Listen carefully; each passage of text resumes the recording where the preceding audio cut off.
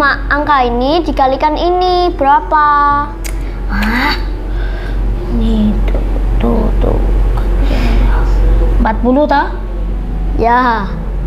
Kamu kok 40 tapi tidak ikhlas? 40.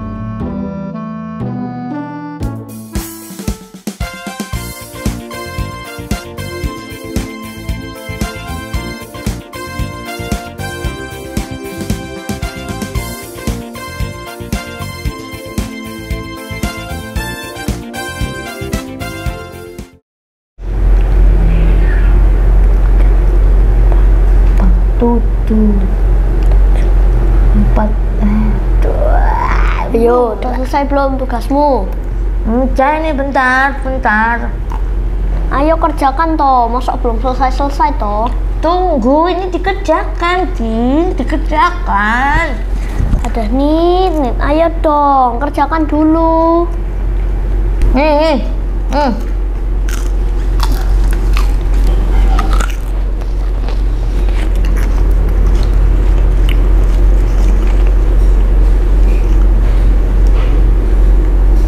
Nih, nomor 5, salah nih. Nomor 5 nih. Hah? Nomor 5 salah ini loh.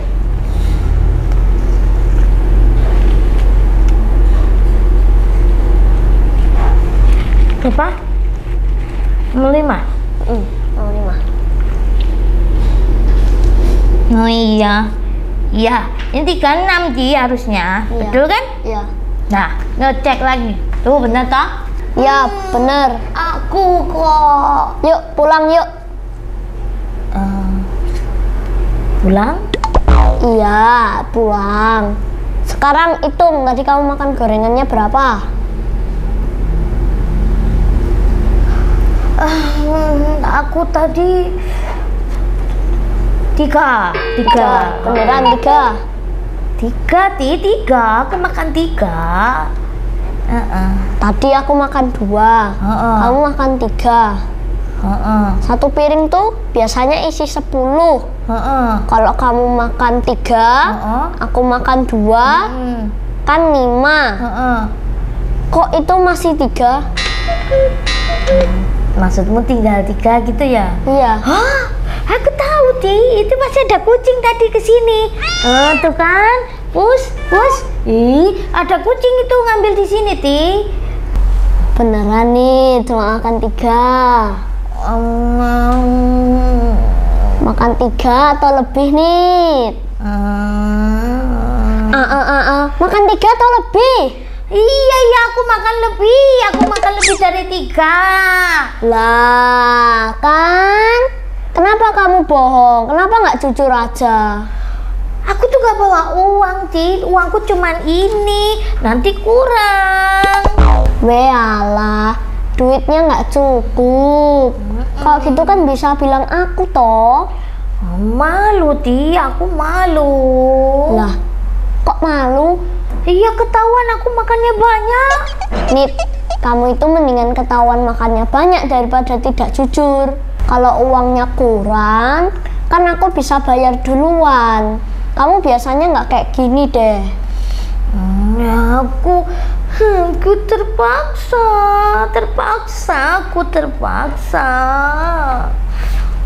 Nit, anak Tuhan itu nggak ada yang namanya terpaksa membuat dosa. Itu namanya kamu berbuat dosa dan tahu kalau itu dosa. Ingat ya Nit, dosa itu ya dosa. Nggak ada ceritanya berbuat yang tidak berkenan di hadapan Tuhan. Weleh. Ada apa toh, Nini, Titi? Kok dari tadi Tante lihat kayaknya bicara serius banget. Ada Tante Cenita. Gimana?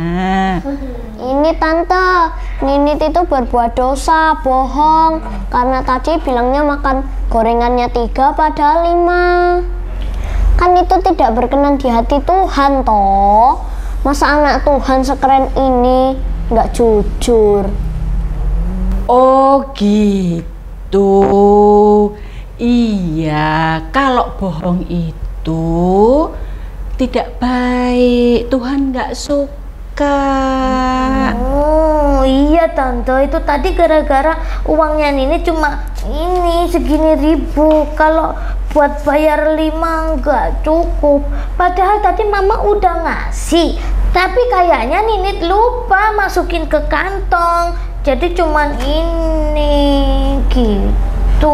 Padahal tante, Ninit kan bilang aja toh sama Titi bisa bayar dulu kan nggak apa-apa toh tante. Oh gitu, sudah Nit. Ninit harus jujur, kan nggak apa-apa toh kalau bilang apa adanya. Jujur itu harus di mana aja, kapanpun, dimanapun, dalam kondisi apapun. Ninit nggak boleh bohong loh. Bohong itu kan dosa ya. Iya nggak, Ti? Ya bener tante. Nah, sebentar. Nini tahu nggak sih apa sih artinya jujur itu nih? Oh tahu, jujur itu mengatakan yang sebenarnya. Ada lagunya. Aku mau jadi anak jujur pada papa mama, pada semua orang. Berkata iya jika iya, berkata tidak jika tidak. Betul kan? Iya loh, Nini tahu. Betul nih, Ninit kan sudah tahu.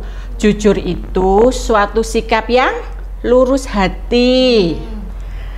Tidak mengatakan yang tidak sebenar-benarnya. Jadi harus mengatakan yang sebenar-benarnya. Apa yang Ninit lakukan itu yang harus diucapkan.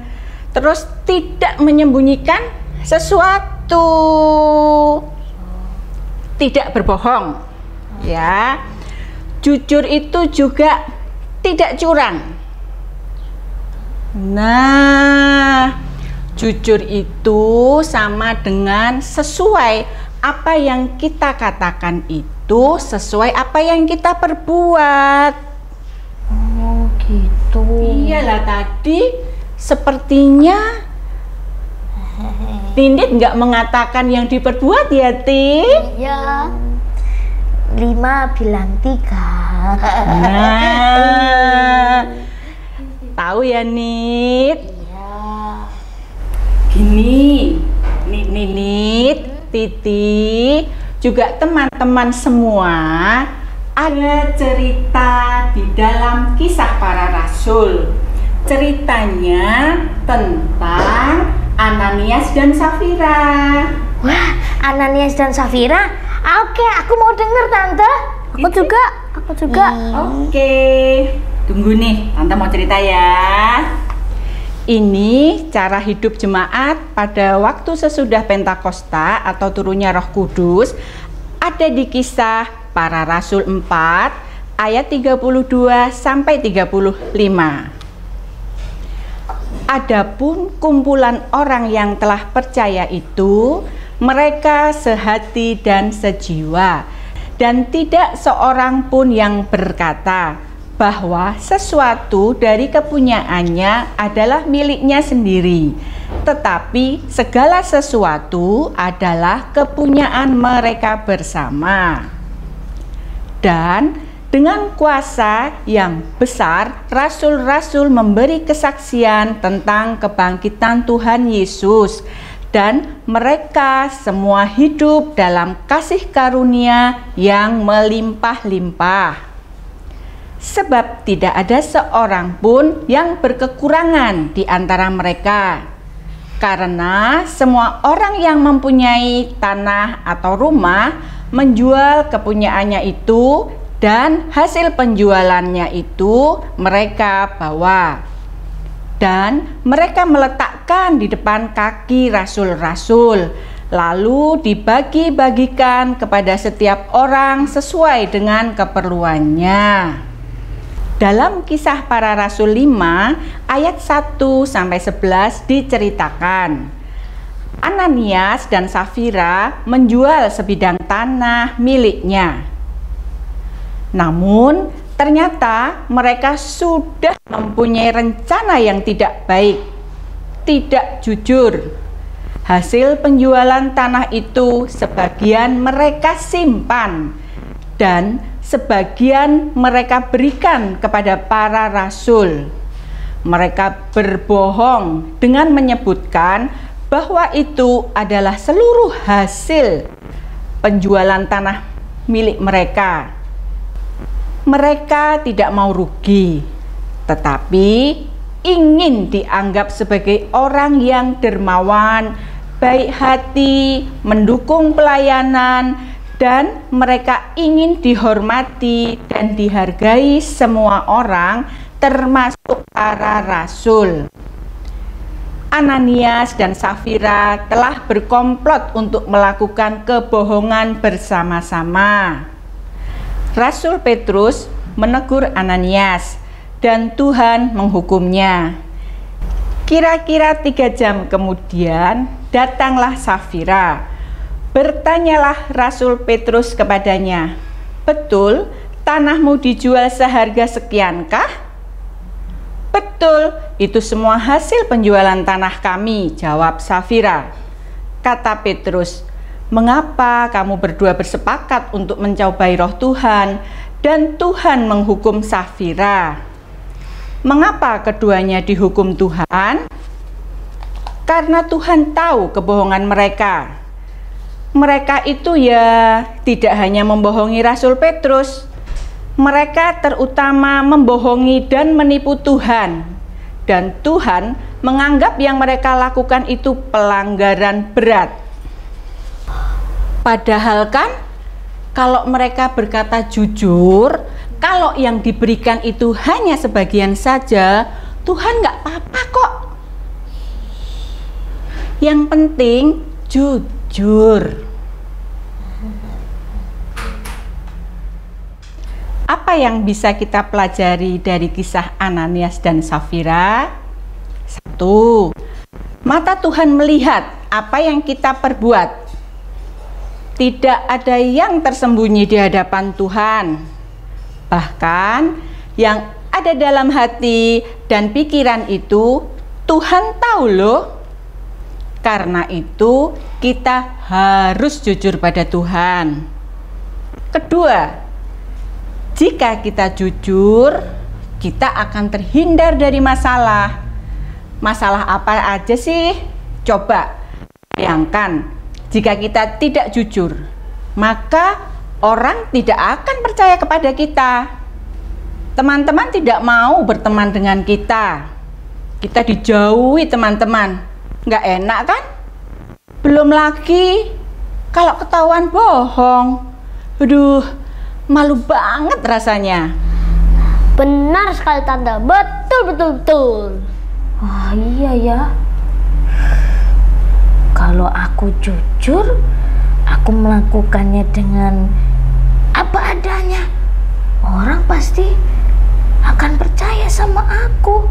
Kalau gini, benar Nit. Kalau kita itu jujur, banyak orang yang percaya kepada kita, ya kan Ti?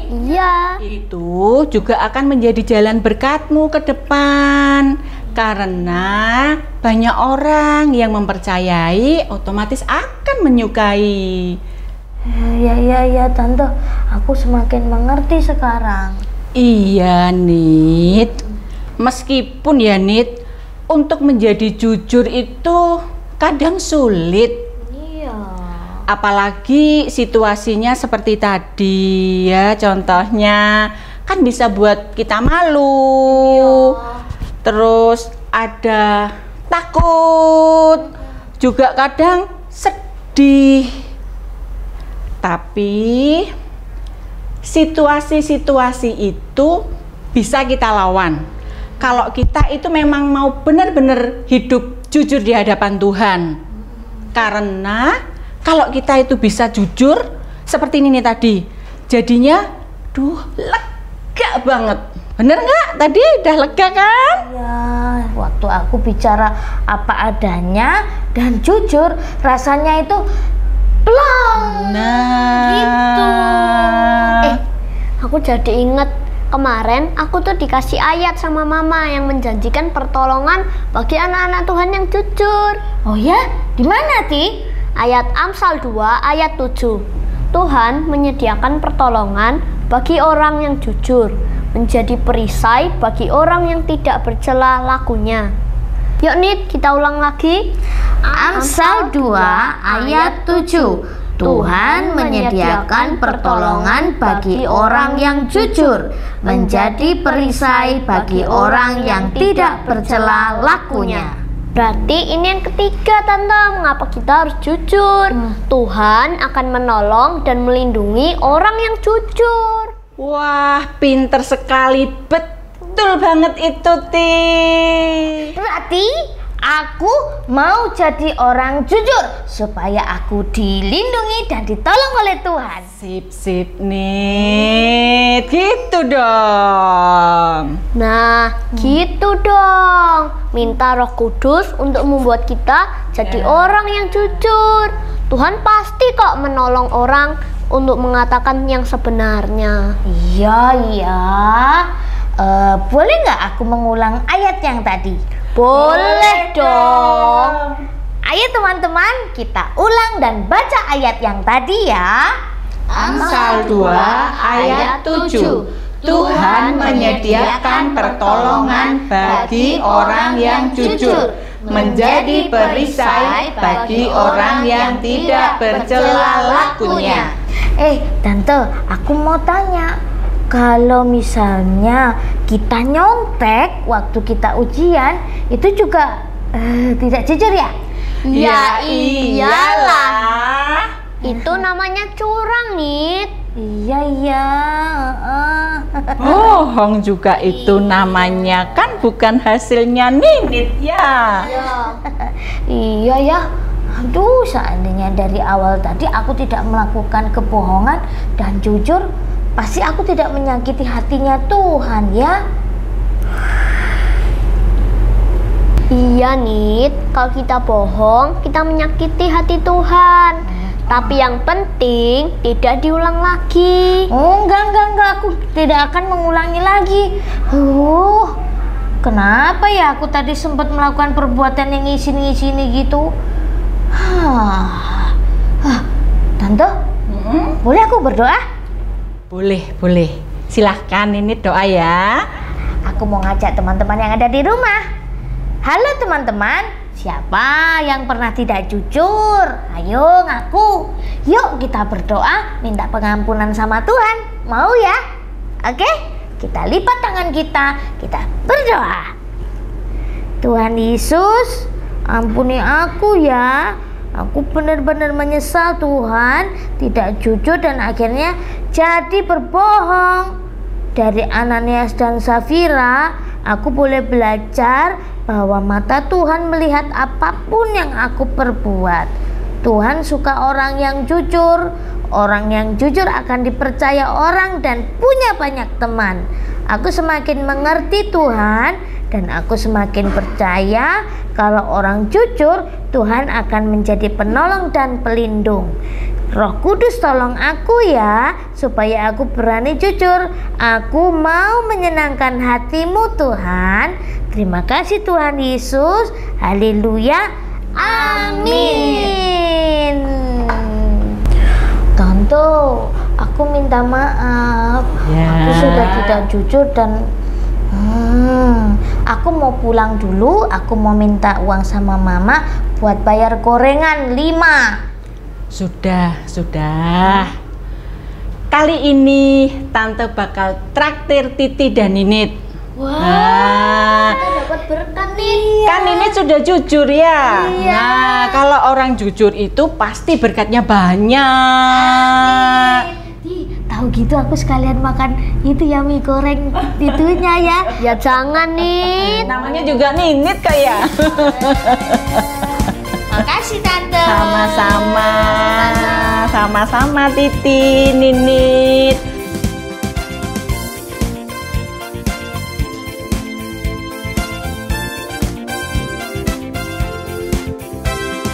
Mata Tuhan melihat apa yang kita perbuat, apa yang baik, apa yang jahat.